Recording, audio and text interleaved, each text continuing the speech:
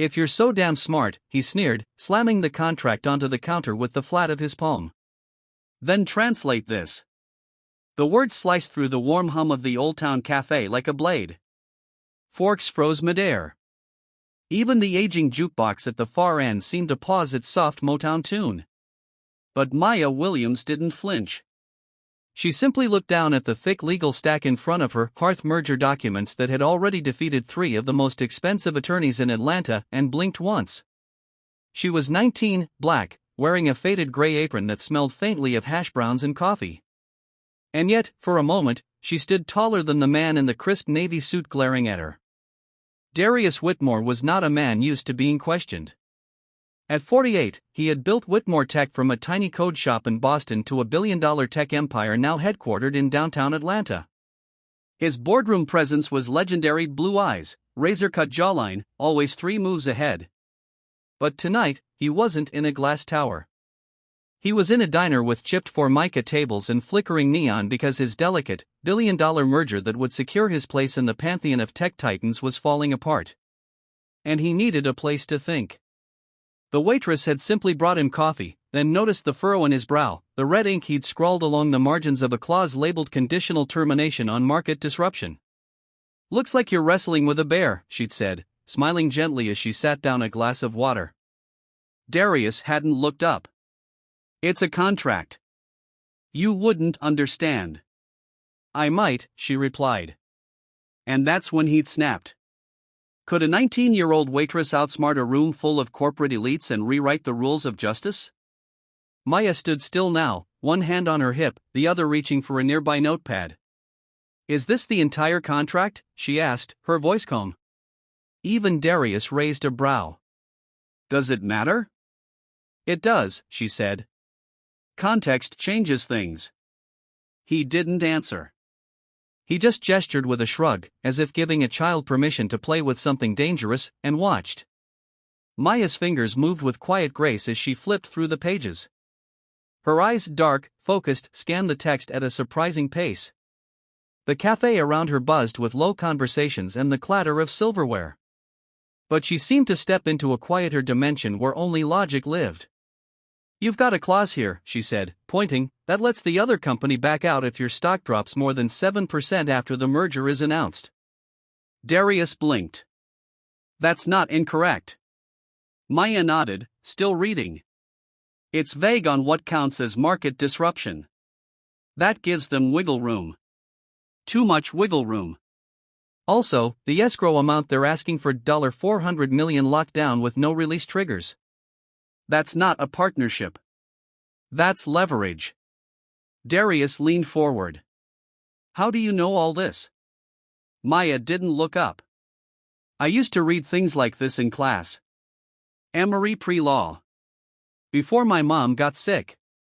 Before I had to start flipping pancakes to pay the rent." Something inside Darius shifted, barely. His mouth opened, then closed. He studied her face now, not just the sharpness in her tone, but the steadiness in her hands. She wasn't bluffing. "I'm surprised you stayed in town," he said, almost dryly. "I'm surprised you came into this diner thinking you wouldn't find anyone smarter than you." The line landed like a clean jab, sharp, unexpected. The table between them was suddenly more battlefield than countertop. Darius sat back. For the first time in months, he wasn't thinking about stock prices or shareholder votes. He was thinking about the girl across from him. No, the young woman who just exposed 2 key weaknesses in a contract drafted by corporate elites. "What's your name?" he asked. "Maya. Maya Williams." He nodded slowly. "You ever think about doing more with all that sharp thinking?" "I did," she said, wiping her hands on her apron. "But sometimes life doesn't care what you plan." Silence stretched between them for a breath too long. Then she pushed the contract back toward him. "You should fix Clause 7C and add a trigger on the escrow fund. Phase-based release tied to deliverables. Otherwise, they'll squeeze you when you're most vulnerable." Darius studied her, jaw tight. "You're serious?" he murmured. Maya gave a half-smile. "I was serious before you insulted me. I'm just being generous now." He didn't reply. Not right away. His eyes flicked down to the contract, then to her notepad.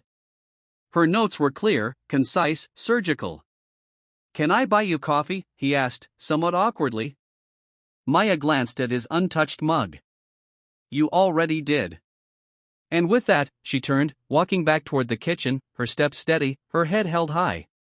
Darius stared at her back, then down at the contract. For the first time in weeks, the words on the page didn't seem like fog. They were starting to make sense, and not because of him. He didn't know it yet, but the most important meeting of his life hadn't happened in a boardroom. It had just taken place in a booth beneath a flickering neon light, over black coffee and a side of humility. Hey, before we dive back into this incredible story, tell me, where are you watching this video from? Drop a comment below and hit that subscribe button, because tomorrow, we've got more inspiring stories waiting just for you. The neon buzz of Old Town Cafe had dulled to a soft hum by the time Darius Whitmore folded up the contract and stood. His coffee had long gone cold. The girl, no, the woman, had vanished into the back without a glance over her shoulder. He lingered a moment near the door, staring at the swinging kitchen flap, then left without a word. That night, sleep eluded him. He lay in bed, staring at the ceiling of his luxury penthouse downtown, the city lights casting long, fractured shadows across the walls.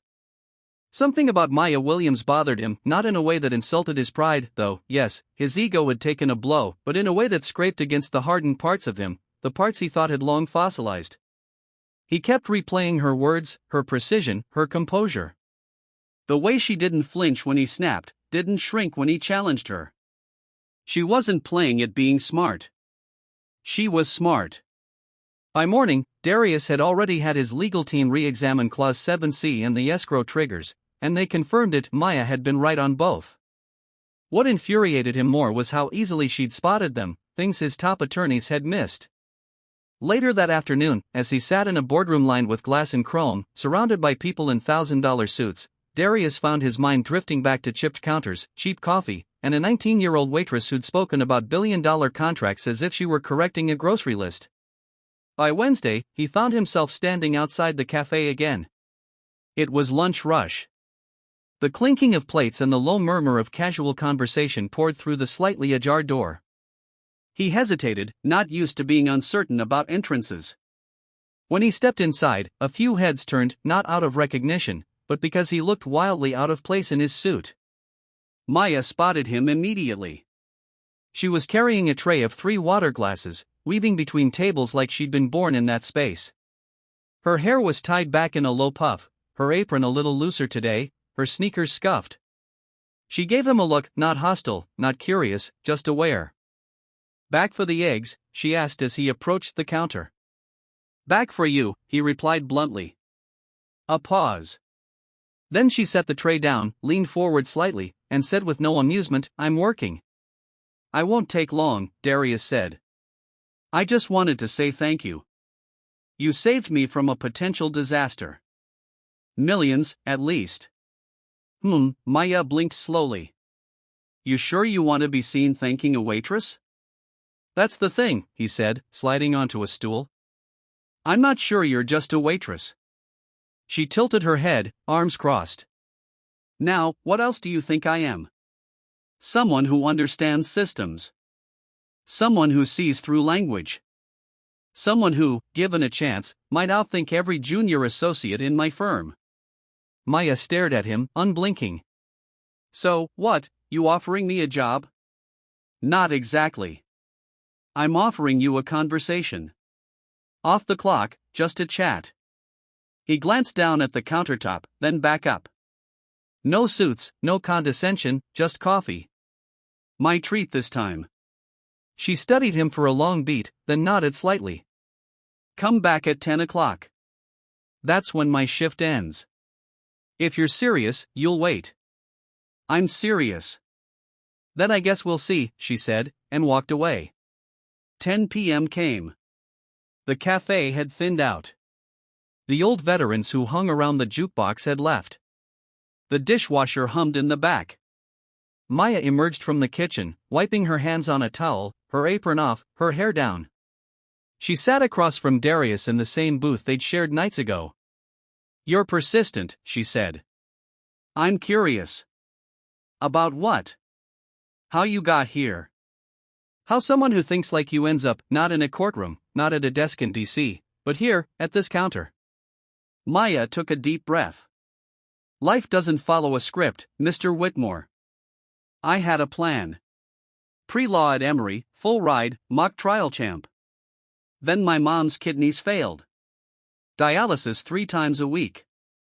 Medicaid barely covered it. My little brother started getting into fights at school.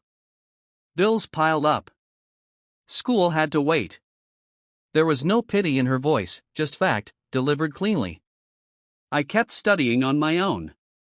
Law journals, legal blogs, anything I could get my hands on.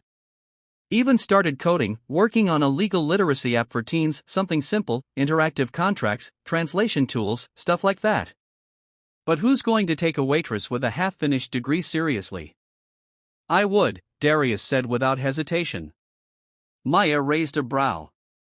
You, the guy who called me sweetheart and told me to stick to pouring coffee? His jaw clenched. I deserve that. Yes, she said simply. But I'm not stupid, he added. I've made a career out of spotting ideas before they go mainstream. I know talent when I see it.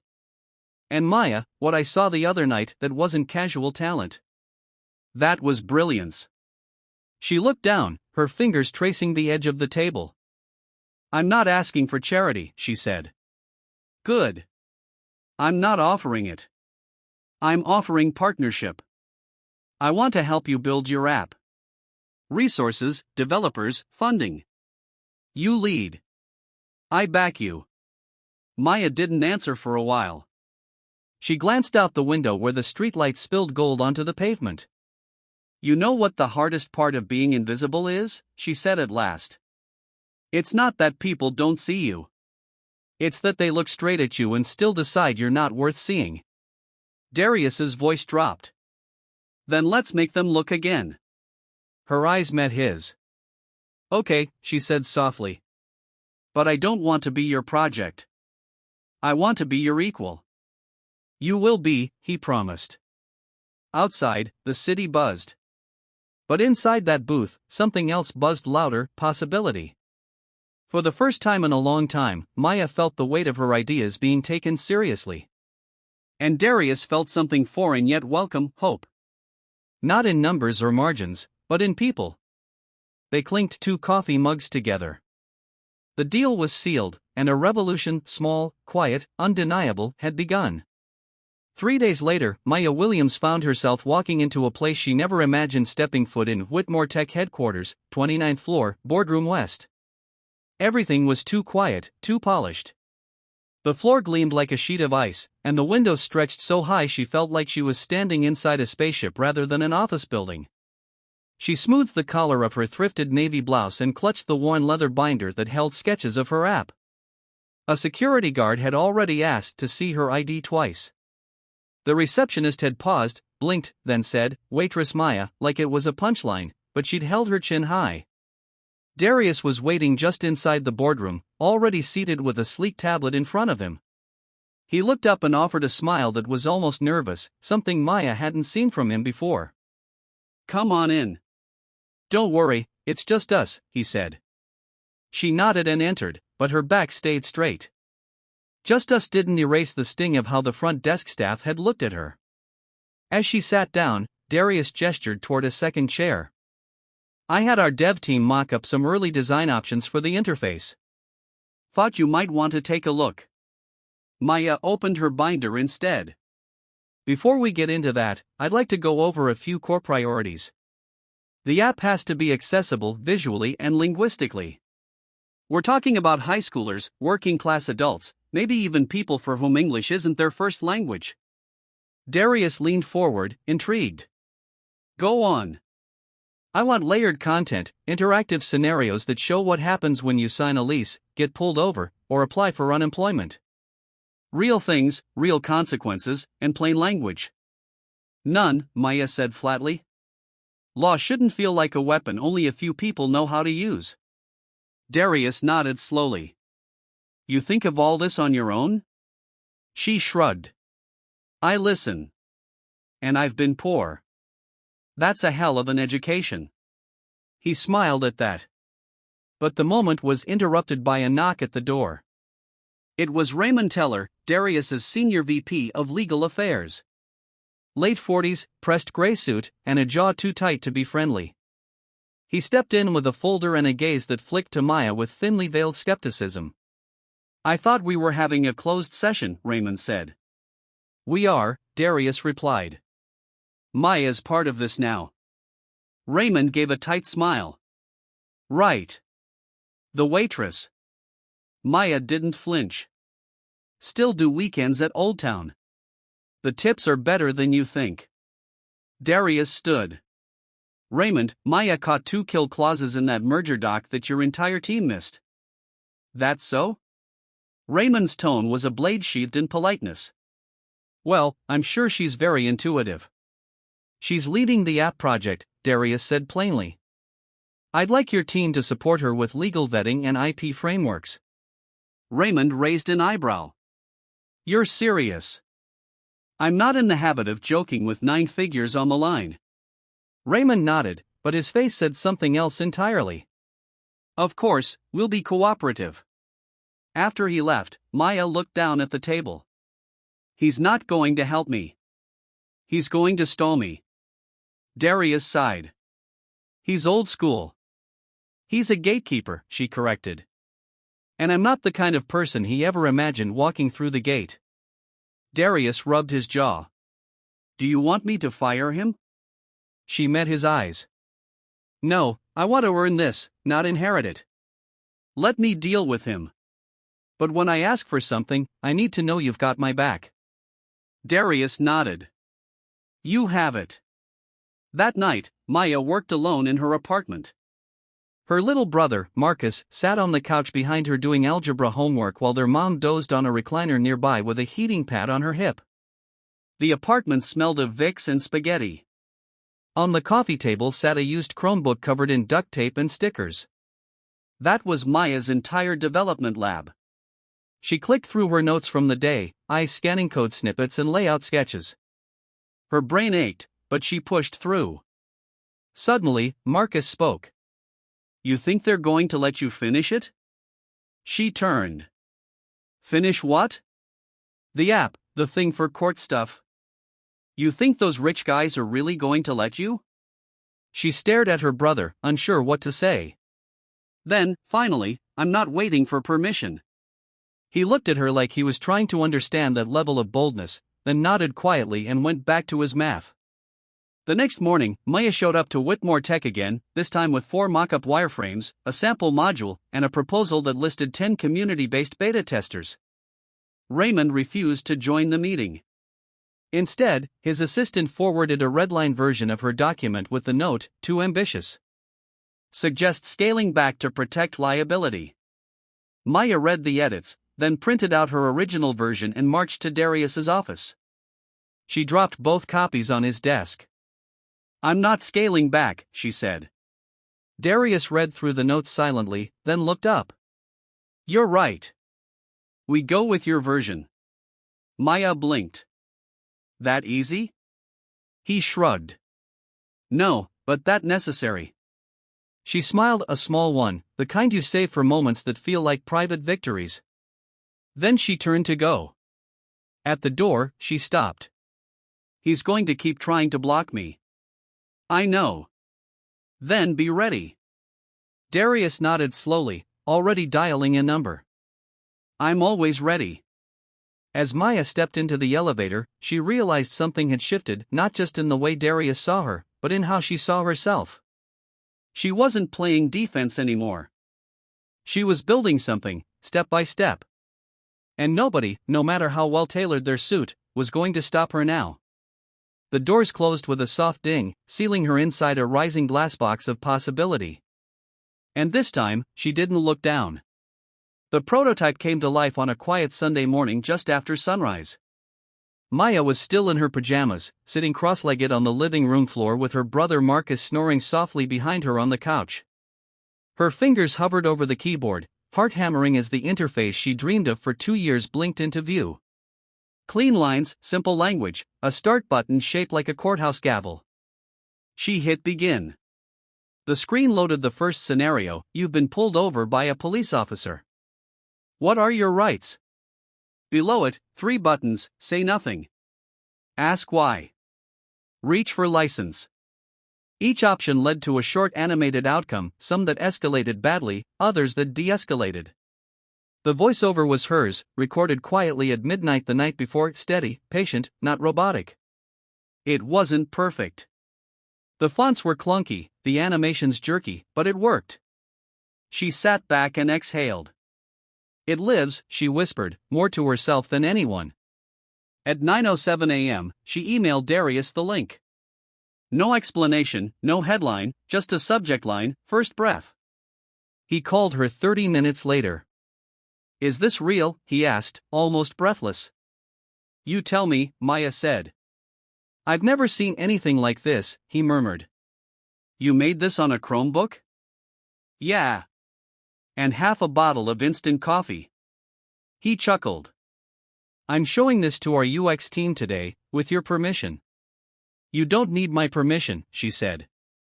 You need my voice in the room. That afternoon, she walked into the Whitmore Tech Innovation Lab with her back straight and her binder tucked under one arm. The lab was glass-walled and sun-drenched, filled with developers and design consultants in sneakers and hoodies who barely looked up when she entered until Darius announced, Everyone, this is Maya Williams.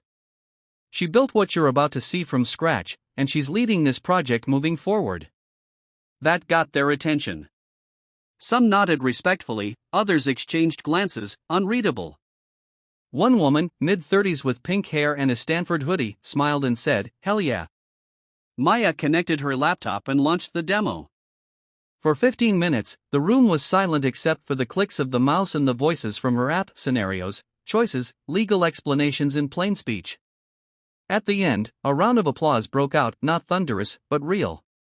A developer named Luis leaned forward.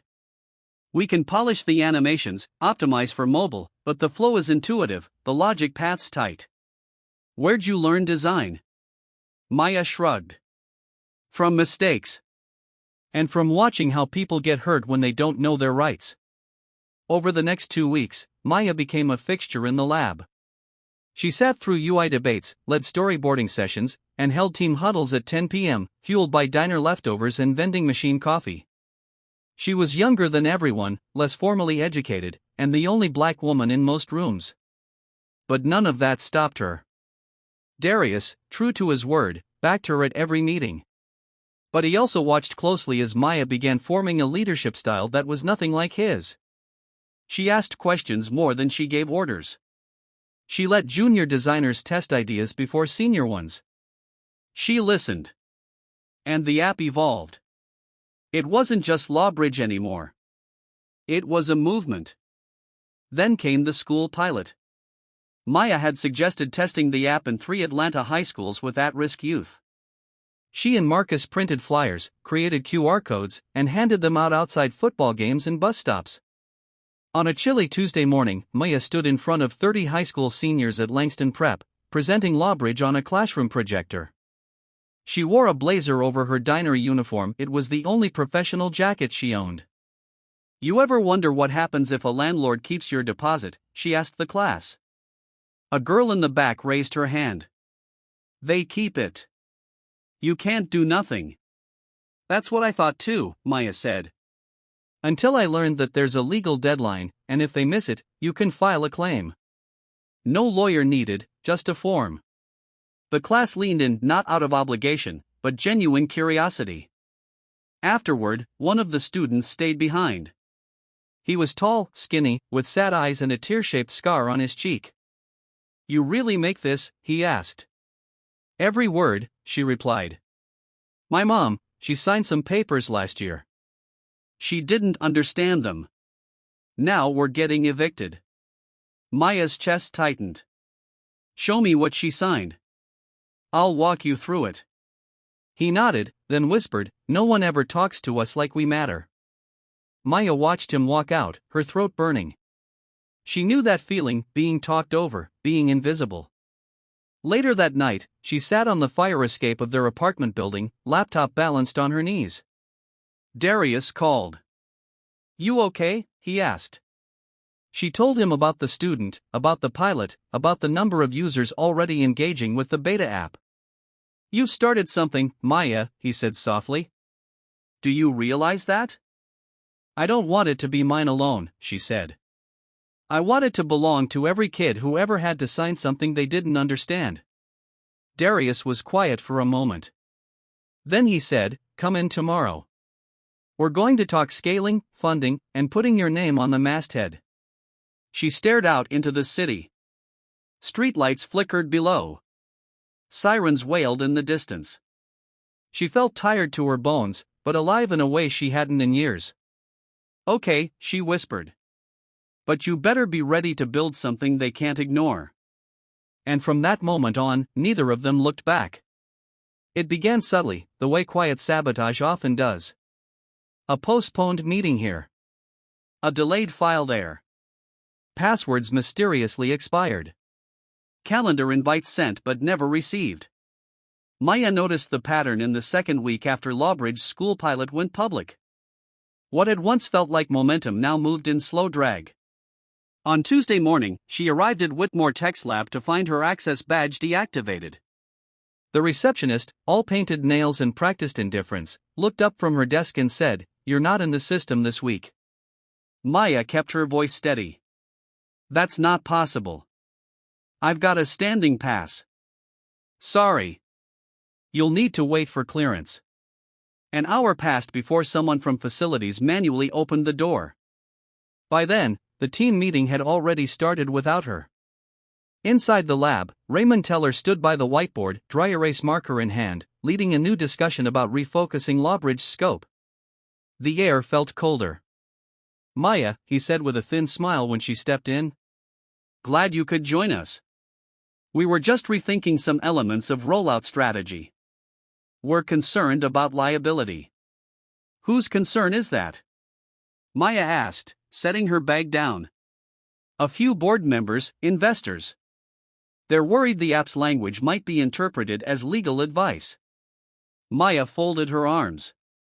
"It's not advice, it's education. Every scenario is based on publicly available statutes. Every outcome is coded with disclaimers." Raymond nodded, but kept smiling like a man indulging a child. "Even so, the company has a reputation to protect. We might want to dial back the school outreach and limit it to private beta testing for now." "No," Maya said, voice calm but firm. "Those students are the reason this exists. Scaling back outreach isn't protecting the company. It's protecting old systems." A few heads turned. Darius wasn't in the room. Raymond closed the cap on his marker and stepped closer. "Look, Miss Williams, we all admire your passion, but this isn't a college project. There are legal boundaries you may not fully understand." "I understand boundaries just fine," Maya replied. "I've lived inside them my whole life." Raymond said nothing more. Just turned back to the board and continued the meeting. But from that point forward, Maya knew what she was up against. That evening, she went to see Darius. He was in his office, sleeves rolled up, reviewing data reports. When Maya stepped in, he looked up instantly, sensing the tension. "They're trying to suffocate it," she said, sitting across from him. "Who?" "Raymond and whoever's behind him." Darius leaned back. "Tell me everything." She recounted the access badge incident, the meeting she was locked out of, the reframing of outreach, the sudden reclassification of her pilot program as preliminary exploration. Darius rubbed his temple. "Raymond's been with me since the beginning. He's cautious, but he's not malicious." "He's not cautious," Maya said. "He's afraid. Afraid of a black girl without a degree outshining his department. Afraid of accountability." Darius didn't argue. He looked at her long and hard, then nodded. "I'll handle it," he said. "No," Maya replied. "Let me. I don't want this handed to me. I want to earn it." He hesitated, then leaned forward. "Then what do you need from me?" "Back up. Quiet, strong, and immediate. The next morning, Maya returned to the lab early. She brought donuts, plain glaze, apple fritters, powdered sugar, and set them on the table without a word. She smiled at Luis, nodded to the UX team, plugged in her laptop, and began. As the others trickled in, the energy felt different. Maya didn't ask for permission. She launched her presentation. I want to show you what Lawbridge really is, she began. Not from a legal risk standpoint, from a human one. She played a short testimonial video, a student from Langston Prep, wide-eyed and soft-spoken, saying, "This app helped my mom understand the lease she signed. We stopped an eviction. I didn't know apps could do that." Another clip, a janitor who used it to contest an illegal paycheck deduction. A single mom who avoided a payday loan trap. Each face different. Each story the same people who'd been powerless now holding knowledge like armor. Silence followed the video. Raymond entered midway through, stiff and uninvited. He stood in the back with his arms crossed. "This," Maya said, gesturing to the screen, "is why I'm not stepping back. You can't build change by playing safe. You build it by facing discomfort." Raymond stepped forward. "Maya, may I say something?" "No," Maya said simply. "Not until I'm done." He paused. She held his gaze. He said nothing. Darius walked in seconds later, slow, deliberate. He stood beside Maya without saying a word. "I've seen what she's building," he finally said, facing the room.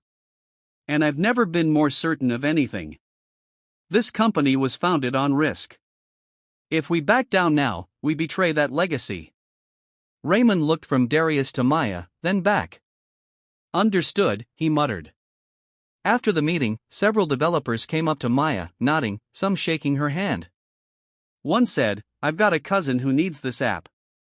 Let me know how I can help." That night, as Maya walked home under the buzzing city lights, she thought about power, not just the kind wielded in glass towers, but the kind you build slowly through action, trust, and refusal to disappear. She wasn't waiting for permission anymore. She was rewriting the terms.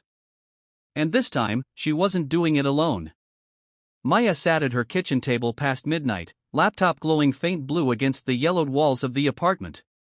Her mother was asleep in the next room, and Marcus was on the floor nearby, headphones in, trying to finish his geometry homework.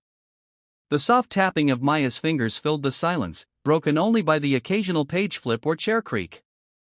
Her eyes were red, not from crying, but from reading the same document for hours, line by line, clause by clause, dissecting every footnote in the final merger agreement between Whitmore Tech and Kessler Solutions. Something didn't sit right.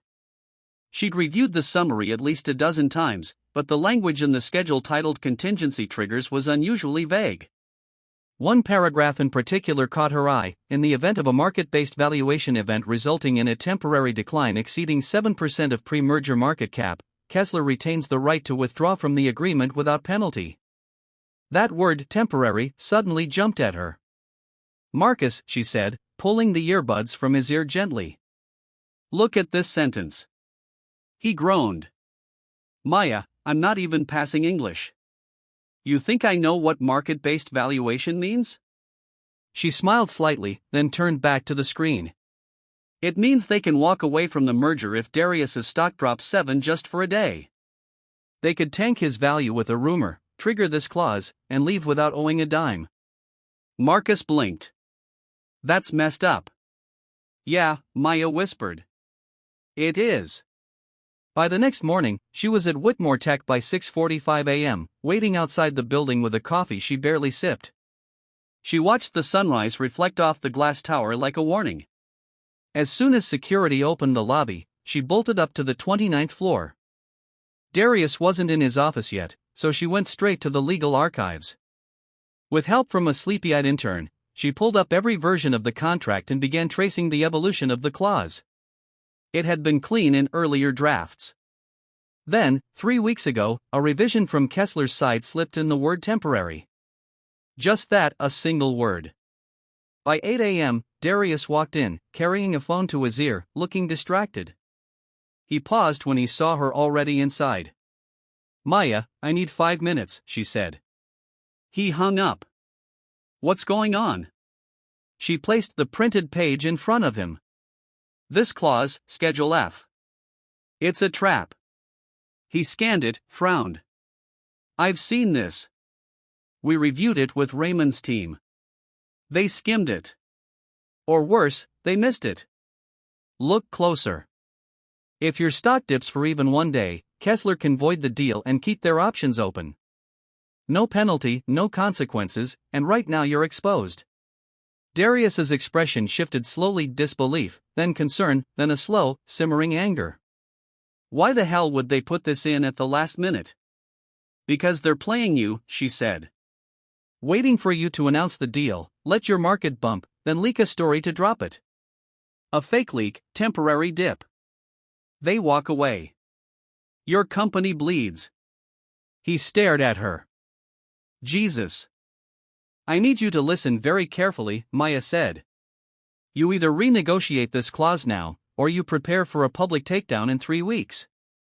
Darius walked to the window, gripping the bridge of his nose. Why didn't Raymond see this? Because he was too busy trying to sabotage my access to this building, she replied flatly. Darius turned. This is why you're here. You saw what no one else could, what no one else would. He didn't hesitate. He picked up the office phone and dialed. Call a board emergency session. Today. I want legal, PR, and M&A in the conference room by 10 o'clock. We're rewriting this deal. Later that morning, Maya sat silently at the end of the long, polished table in the executive boardroom. Her seat wasn't labeled, no nameplate, but everyone there knew who she was now. Raymond entered last, his face tight. He didn't look at her. Darius opened the meeting without preamble. We're pulling Clause F, redrafting the language. Maya Williams identified a loophole that could have sunk this company. She brought it forward. She's the reason we're still in control of this deal. There was a stunned silence. Raymond finally spoke. With all due respect, we vetted that clause thoroughly. No, you've lost it, Darius said. She caught what you didn't. From now on, all merger documentation passes through Maya's desk first. A few executives exchanged glances. One board member, a woman in her 60s, silver hair, sharp eyes, leaned forward. Maya, she said. How did you learn to spot something like that? Maya met her gaze calmly. I've been taught to read the fine print my whole life because people like me aren't given second chances. We have to get it right the first time. The woman nodded slowly. Good answer. After the meeting, Raymond cornered her in the hallway. Enjoy the spotlight while it lasts. Maya didn't flinch. I don't need the spotlight. I've got the truth. He blinked, thrown off. And unlike you, she added, I don't need a title to make a difference. She walked away without waiting for a response. That evening, Darius found her in the lab, bent over her laptop again. He placed a folder in front of her. What's this? She asked. Your official appointment. Director of Legal Innovation, effective immediately. Full salary, full benefits. Maya opened the folder and stared at the letterhead. I thought you said I didn't need a title, she said quietly. You don't, he replied. But they do. And they'll think twice before underestimating you again. She smiled, tired, steady. Thank you, she said. But we're not done yet. No, he agreed. We're just getting started. And in that quiet lab, surrounded by code, coffee cups, and the faint hum of a server, justice began to feel like something not just possible, but inevitable. Maya's name hit the press before she was ready. It began with a headline buried 3 clicks deep on a tech gossip site: Waitress turned legal prodigy, Whitmore Tech's bold new bet. Then came the tweets, the LinkedIn posts, the think pieces. By midweek, her inbox had exploded. Some praised her as the face of a new era. Others accused Whitmore Tech of manufacturing a diversity story. A few just scoffed, asterisk, is this what Silicon Valley's come to? High school dropouts running legal ops, asterisk. Maya tried to ignore it. She poured herself into finalizing Lawbridge's codebase, testing user experience flows, overseeing community partner trainings. The app was just days from launch, and still, the noise kept getting louder. Then came the email from Investor Relations. Subject: urgent, concerns raised by Tier 1 investors. The body of the message was short and brutal. Several major stakeholders had voiced discomfort with Maya's central role in product leadership. They requested clarification on her credentials and whether she had the experience to helm something with significant reputational risk. She stared at the screen, unmoving, not shocked, just tired. That evening, in a closed-door meeting with Darius, legal counsel, and 2 members of the board, the issue was laid bare. "We're not questioning her intelligence," said a man in a navy pinstripe suit with a Princeton lapel pin. "But it's unprecedented. No degree, no traditional resume, and she's about to be the face of our most visible launch in years." "Your real concern," Maya said, "is that I didn't come from your world, and yet here I am, outperforming people who did." The man blinked. "That's not fair." "No," she replied. "It's accurate." The general counsel, a woman named Karen Cho, cleared her throat. "From a purely legal standpoint, there's no issue. Maya's title is accurate. Her contributions are documented. She's filed IP under her name. The backlash is emotional, not structural." Darius stood then. He hadn't spoken much during the meeting, but now his voice cut through the tension. "I hired Maya because she saw what none of you saw. She saved this company from a billion-dollar sinkhole. She's led a product that, before she touched it, was just a half-baked concept on a pitch deck. And if this board forces me to choose between her and placating a few donors who are afraid of change, I will choose her every time." Silence. Maya looked down at her hands. They were trembling. She folded them into her lap. After the meeting, Darius found her in the hallway. "You okay?" "No," she said honestly. He nodded. "Good. You shouldn't be. You're carrying more than you should have to." "They don't see me," she whispered. "Not really." "Oh, they see you," he said. "They're just terrified of what you mean." Maya returned to the lab that night, but she didn't code. She sat alone at the far window, staring down at the city below. Lights glittered like scattered glass. A freight train groaned somewhere in the distance. Her phone buzzed. A text from her brother Marcus saw the news. "Don't let them talk slick. You're the real deal. Always were." She smiled, just a little. Then she stood, walked to the whiteboard, and wrote 3 words in bold marker: "Launch on time." The next morning, Whitmore Tech's PR team presented her with a revised script for the launch announcement: polished, sterile, safe. She read it once, then placed it gently on the table. "No," she said. "We just want to make sure nothing is controversial," one executive offered. "Justice is always controversial," she replied. She wrote her own speech that night, not for approval, for truth. The day of the launch, the auditorium was packed: reporters, developers, school officials, community organizers, investors. Darius opened with a short welcome, then stepped aside. Maya walked out alone. No music, no fanfare, just her and a microphone. "Good morning," she began, voice steady. "My name is Maya Williams. I was raised 6 blocks from here. I've waited tables, changed bandages for my mother, and helped my brother stay in school. And now I've helped build something that doesn't belong to a boardroom. It belongs to everyone who's ever signed something they didn't understand and paid the price for it." She paused. Lawbridge isn't just an app. It's a flashlight in a room most people don't even know they're locked in. The room held its breath. "This isn't about me. I don't need applause. I need you to listen to what happens when people get tools they were never meant to touch and use them to stand taller." She looked out into the crowd and finished simply. "Justice shouldn't be reserved for the fluent. It belongs to all of us. Today, we begin proving that." When she stepped off stage, the silence broke into a roar. Reporters shouted. Phones flashed. People stood, not out of politeness, but belief. And Maya? She didn't smile. Not yet. There was still work to do. 2 hours after the Lawbridge launch, Maya sat alone in a side conference room at Whitmore Tech's headquarters. The cheers had faded. The cameras were gone. But her heartbeat still hadn't returned to normal. She had delivered the speech. She had stood in front of a crowd of decision-makers, investors, skeptics, and reporters and spoken from the marrow of her experience. But now came the harder part, the attention. A knock on the door broke her silence. It was Luis, one of the UX developers, holding a tablet in his hand. "You should see this," he said, voice trembling with disbelief. "We're trending." He turned the screen toward her. On the homepage of a major tech news outlet, a photo of Maya at the podium stared back at her.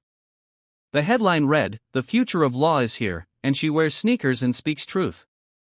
Below that, an embedded video already had 1.2 million views. Comments flooded in, everything from "this girl is brilliant" to "why hasn't she been hired by the White House yet?" And, of course, a few venomous ones, affirmative action at its finest. "Where's her degree?" Another media stunt. Maya handed the tablet back. "I don't care about trending," she said. Luis smiled. "That's why you are." She thanked him, then pulled her phone from her pocket. There were over 100 texts, some from journalists, others from former classmates, even a message from her high school debate coach who wrote, "Told you the fire." She scrolled slowly until she reached a name that made her pause.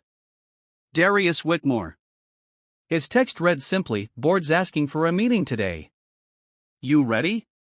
Her fingers hovered over the screen before she replied, "Always." By 3 p.m., she was back in the boardroom. This time, they were all waiting for her.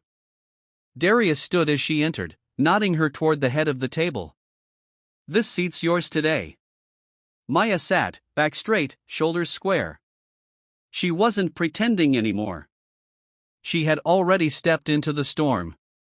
Now she was guiding it. An older board member, Miss Ellen Briggs, white hair, thick glasses, and a quiet intensity, cleared her throat. "Miss Williams," she began, "the response has been overwhelming. Investors are calling. Community leaders, even the mayor's office. We're looking at federal interest." "I understand," Maya said, "but there's concern," Ellen continued. "The platform's reach is growing rapidly. There are legal implications we hadn't forecasted. And some feel it might be prudent to bring in external leadership, someone with policy experience, to co-lead with you." Maya let the words hang in the air before replying.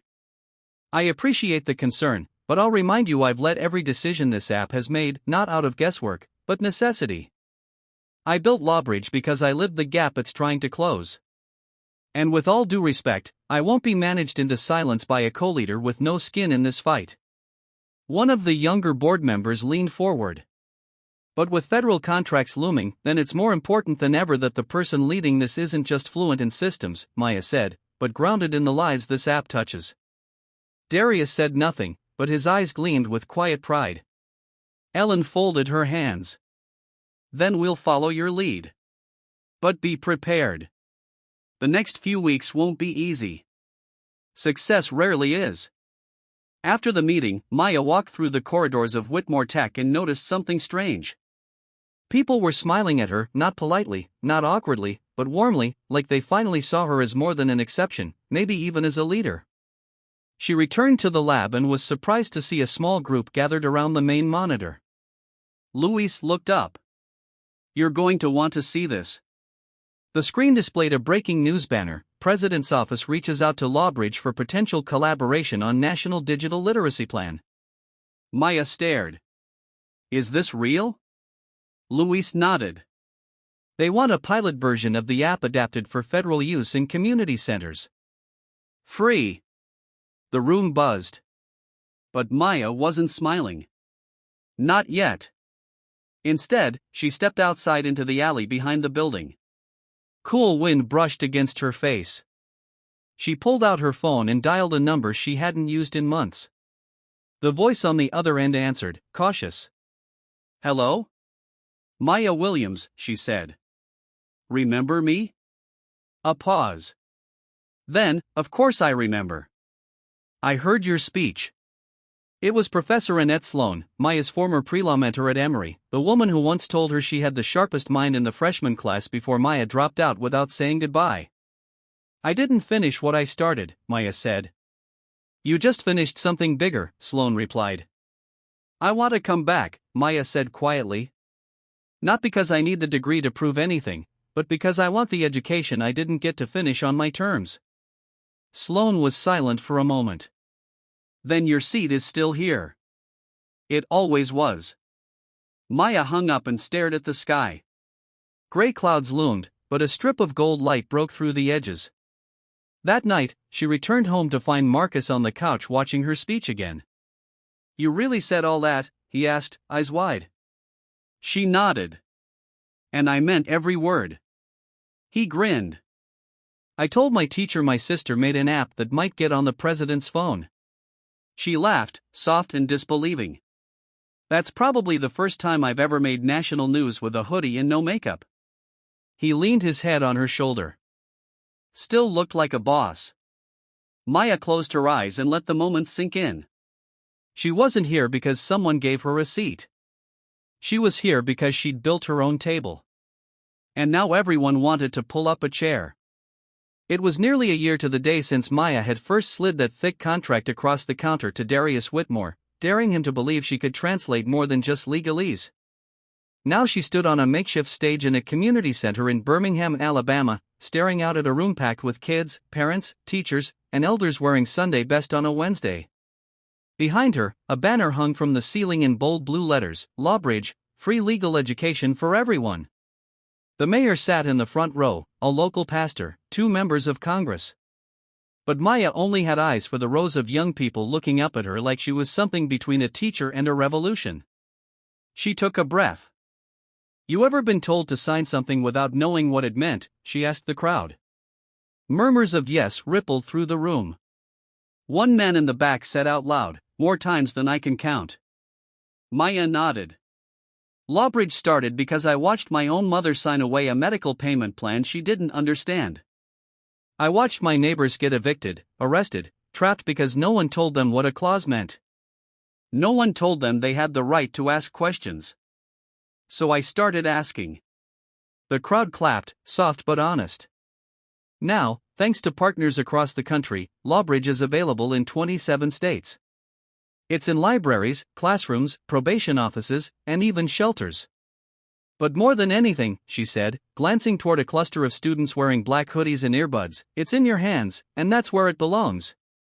Afterward, people lined up to speak to her.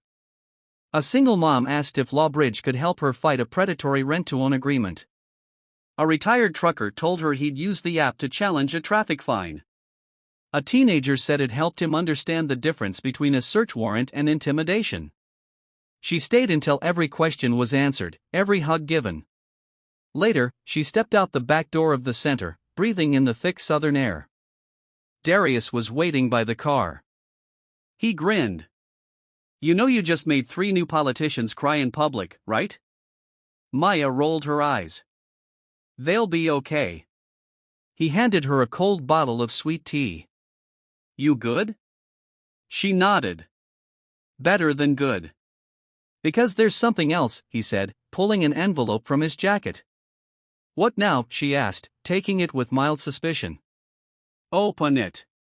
Inside was a short letter, handwritten, neat. Dear Miss Williams, we are proud to inform you that your re-enrollment at Emory University has been approved with full scholarship. We've also renamed the Law and Social Change Fellowship in your honor. You're not just returning, you're building a legacy. Maya stared at the paper, unmoving. You did this? No, Darius said. You did this. I just made a few phone calls to make sure the world kept up. She blinked rapidly, then pressed the letter to her chest. I want to finish it, she said quietly. Not for the degree, for the journey. You've already taught more law than most professors ever will, he said. But yeah, do it. That fall, she attended her first class as a returning student. No cameras, no press, just her, a spiral notebook, and the same stubborn hunger she'd had since she was a girl reading contracts behind the diner counter. She also launched the Second Glance Foundation, a nonprofit offering legal literacy grants to youth from underserved communities. The slogan was simple: read it again, this time with power. In the months that followed, Maya testified before Congress on digital access to legal rights. She spoke at juvenile detention centers. She stood beside survivors of wage theft, housing fraud, and systemic silence. And each time, she didn't position herself as a savior, but as someone who'd once been in their seat. And through it all, Lawbridge kept growing. One night, just before Christmas, Maya returned to Old Town Cafe, the original, still chipped tiles, still flickering neon. She sat in the same booth from that night a year ago. Darius joined her, setting down 2 mugs of hot black coffee. "You ever think it'd come to this?" he asked. She looked around the cafe. "I didn't think it would go anywhere." He nodded. "Funny thing is, neither did I." They sat in silence for a moment. "Do you regret it?" he asked. "Taking the bet on me?" Maya smiled. "You weren't the bet," she said. "The truth was." Then, from behind the counter, a new waitress approached, young, nervous, afro in a puff. She recognized Maya instantly and fumbled with the notepad. I'm sorry," the girl stammered. "You're her, right? The app lady." Maya grinned. "I am. My aunt used your app," the girl said.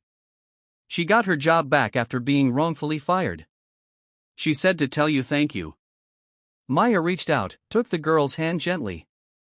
"Tell her she did it herself. I just handed her the flashlight." As the girl walked away, Darius lifted his mug. "To the ones who never got a second look." Maya lifted hers, too. "And the ones who made them look again." They clinked glasses. No press, no headlines, just 2 people who'd built something that would outlast them both. Outside, the city lights blinked on, quiet, steady, just like their revolution.